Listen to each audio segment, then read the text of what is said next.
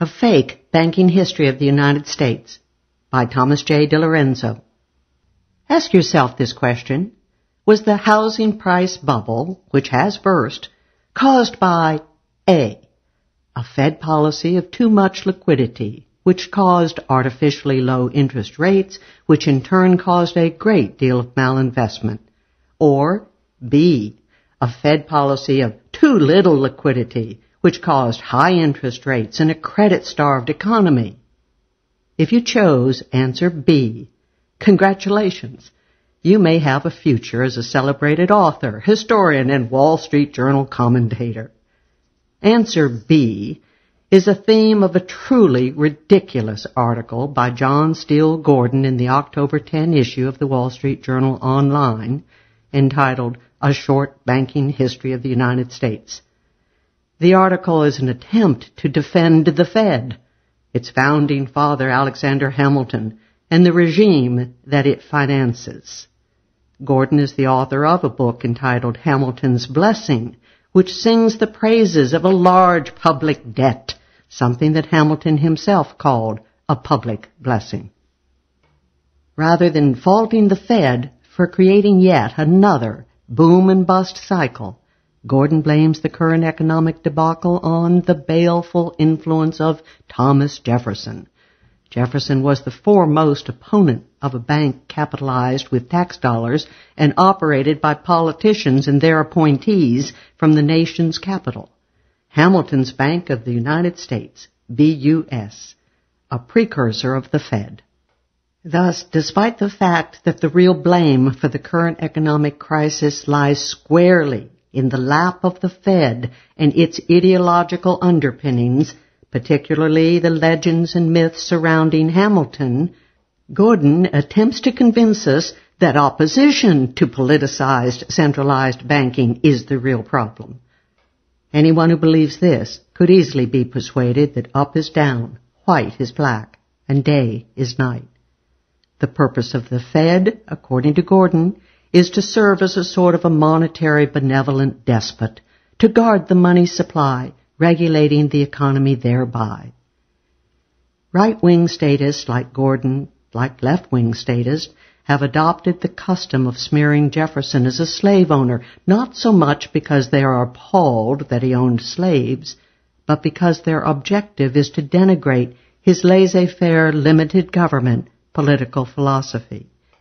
Gordon includes the Jefferson slavery smear in his article, but fails to mention that his hero Hamilton also owned house slaves, which were brought into his marriage by his wife Eliza. He once purchased 6 slaves at an auction, and he supported the return of runaway slaves to their owners under the Fugitive Slave Clause of the original Constitution. Indeed, nearly all of the first families of the New York City of Hamilton's time, his main social and political circle, were slave owners. As Hamilton biographer Ron Chernow has written, during Hamilton's time, New York City in particular was identified with slavery and was linked economically through its sugar refineries in the West Indies, where Hamilton was born and raised. By the late 1790s, slaves were regarded as status symbols by the wealthiest New York families. Gordon spreads several other falsehoods about Jefferson in the leading paragraphs of his article. This in itself is telling, for it shows that court historians like John Steele Gordon fully understand the importance of Hamilton's statist political philosophy in propping up the Fed and the regime that it finances. Gordon claims that Jefferson, a lifelong businessman, hated commerce, hated banks, and may not have understood the concept of central banking. He also argues that Hamilton, by contrast, had a profound understanding of markets because he worked as a bookkeeper for British slave-owning sugar plantation operators and exporters as a teenager on the Caribbean island of St. Croix. This is nonsense on stilts, as the philosopher Jeremy Bentham is supposed to have said with regard to another spurious claim. What Jefferson opposed was Hamilton's mercantilist policies of government-controlled banking. corporate welfare, protectionist tariffs, heavy excise taxation, excessive public debt, and other interventions. Unlike Hamilton, Jefferson had read and understood Adam Smith's Wealth of Nations and his Theory of Moral Sentiments, as well as the work of David Ricardo, Jean-Baptiste Say, who Jefferson tried to get to join the faculty of the University of Virginia, Richard Cantillon, and other economic theorists of that era. Hamilton was ignorant of or ignored all of this. His major intellectual influence was a propagandist for the British mercantilist regime named Sir James Stewart. As Murray Rothbard wrote in an article entitled A Future of Peace and Capitalism, Jefferson was very precisely in favor of laissez-faire or free market capitalism, and that was the real argument between Hamilton and Jefferson. It wasn't really that Jefferson was against factories or industries per se. What he was against was coerced economic development, that is, taxing the farmers through tariffs and subsidies to build up industry artificially, which was essentially the Hamilton program. Jefferson was a very learned person. He read Adam Smith. He read Ricardo. He was very familiar with laissez-faire classical economics, and so his economic program was a very sophisticated application of classical economics to the American scene. Classicists were also against tariffs, subsidies, and coerced economic development. The Jeffersonian wing of the Founding Fathers was essentially free market, laissez-faire capitalists. Compared to Jefferson, Hamilton was an economic ignoramus. His reputation as some kind of financial genius has been greatly exaggerated and fabricated. As the great late 19th century Yale sociologist William Graham Sumner wrote in his 1905 biography of Hamilton, in his report on manufacturers, for example, Hamilton presented the cockeyed notion that international competition would cause higher prices and protectionism would cause lower prices by causing domestic producers to compete more vigorously with each other. History had proven this to be an absurd idea long before Hamilton's time.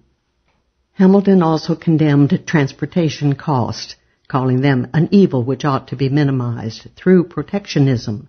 Of course, transportation costs also affect interstate trade, but Hamilton never voiced his opposition to them in that context.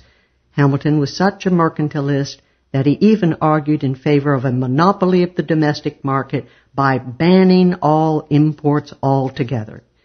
It is little wonder that William Graham Sumner referred to Hamilton's report on manufactures as a mass of economic confusion, just the opposite of a profound and practical understanding of markets.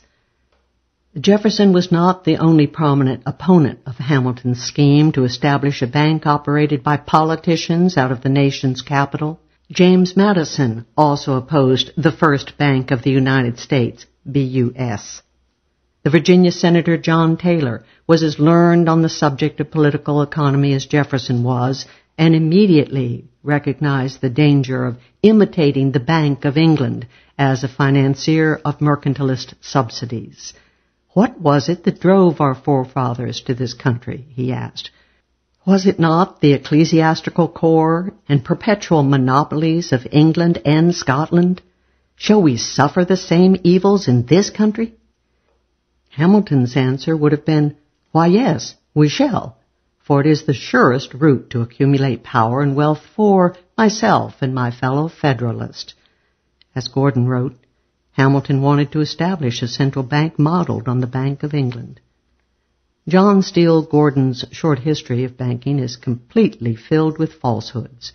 Throughout his article, he blames Jefferson's opposition to central banking for economic problems that were, in fact, created by Hamilton's Bank of the United States. As Murray Rothbard wrote in A History of Money and Banking in the United States, page 69, as soon as Hamilton's Bank was established, it promptly fulfilled its inflationary potential by issuing millions of dollars in paper money and demand deposits, pyramiding on top of $2 million in specie, the bank invested heavily in loans to the United States government. The result of the outpouring of credit and paper money by the new Bank of the United States was an increase in prices of 72% from 1791 through 1796. The BUS charter was not renewed after its first 20 years. Gordon blames Jefferson for this, but the above-mentioned economic instability that was caused by the BUS surely played a role, and I'm sure Jefferson would have been proud to accept the credit for the demise of the BUS.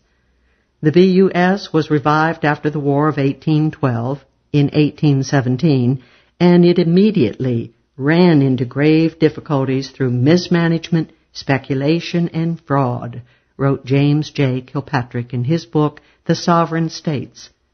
Consequently, a wave of hostility toward the Bank of the United States swept the country, which eventually led to President Andrew Jackson's veto of the bank rechartering bill.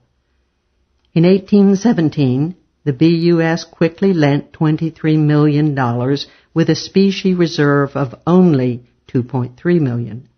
This flood of cheap credit created a brief economic boom and then the inevitable bust or depression known at the time as the Panic of 1819. As Murray Rothbard wrote in The Panic of 1819, personal bankruptcies abounded, especially among farmers who had overextended themselves thanks to the BUS's cheap credit, and there was for the first time large-scale unemployment in American cities, with manufacturing employment in Philadelphia falling from 9,700 employed persons in 1815 to only 2,100 in 1819. This was all Jefferson's fault, says John Steele Gordon. Another one of Gordon's false claims is that the Civil War ended monetary chaos when Congress passed the National Bank Act, which would become the state's monopolistic monetary regime until the creation of the Fed in 1913. In reality, the so-called independent treasury system that existed from the early 1840s to 1863 was arguably the most stable monetary system in U.S. history. Modern economic scholars have evaluated the Lincoln regime's national currency acts and have arrived at the opposite conclusion of Gordon's. In an article entitled Money versus Credit Rationing, Evidence for the National Banking Era, 1880 through 1914, in Claudia Golden, editor, Strategic Factors in 19th Century American Economic Growth, Michael Bordeaux, Anna Schwartz, and Peter Rappaport concluded that this Hamiltonian system was characterized by monetary and cyclical instability, 4 banking panics, frequent stock market crashes, and other financial disturbances. Gordon notes that inflation took off in the 1960s, but does not blame the actual cause of the inflation, the Fed, and its legalized counterfeiting operations. He concludes by praising the regime's current plans to nationalize the financial markets by assuming stock ownership in banks and appointing the U.S. Treasury Secretary as the nation's first financial dictator. He thinks this will finally, at long last, achieve Hamilton's dream of a unified and coherent regulatory system free of undue political influence. Of course, no government institution in the history of the world has ever been free of political influence, due or undue. This is perhaps Gordon's most spectacularly stupid remark. Unified or centralized regulation of industry has long been a goal of statists who favor regulatory dictatorship as opposed to a governmental regime that delegates too much regulatory power. Gordon himself bemoans the conflicting regulations on the banking industry that have been imposed by the Fed and the FDIC, FSLIC, SEC, and other federal regulators. The system of financial regulatory dictatorship that Gordon praises and which is about to be forced down the throats of the American public has been tried before in other countries. During one of its own periodic financial crises, Italian government officials complained bitterly, as Gordon does, of regulation that has been disorganic and case by case as the need arises. The Italian regime altered its regulatory system so that it could pursue certain fixed objectives, just as Gordon argues for a unified and coherent regulatory system. This highly centralized or even dictatorial regulatory system, the Italians argued, would supposedly introduce order in the economic field and achieve the goal of unity of aim with regard to government regulation of industry. All of the words in quotation marks in the preceding paragraph, except for the last ones, are the words of Benito Mussolini. The unity of aim phrase was from Mussolini apologist propagandist Fausto Pitigliani. There is, after all, a very keen similarity between Hamiltonian mercantilism, or an economy directed and controlled by government, supposedly in the public interest, but in reality for the benefit of a privileged few, and the economic fascism of Italy and Germany of the 1920s and 30s.